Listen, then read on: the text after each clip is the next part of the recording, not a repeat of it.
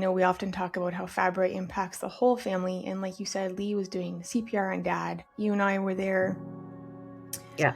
And I think those are visions that we'll never get out of our head, And I think it's a story that now that we are doing what we do, we actually hear these stories. And I think that they're so hard, and Fabry really does impact every member of the family. We often say that it's a whole family disease, and it really is.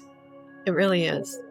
It really is. Yeah. It was a difficult time, but I really felt, I said to myself several times, why was I at this meeting that very day when, Dad was really encouraging me, you do this. He goes, I'm too shy to do stuff like that, but you do it.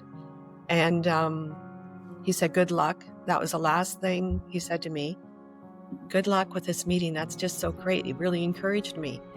And, after several months of sitting at home and being depressed, it wasn't even several months.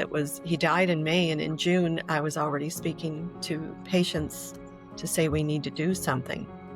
And that started, I did step down, somebody else took over, but it did start up the Canadian Fabry Association at that time, which, it's really grown since then, obviously. And now that you're the executive director, I do believe families come together when something like this tragic happens in their lives, that they either want to be quiet about it or they want to give back.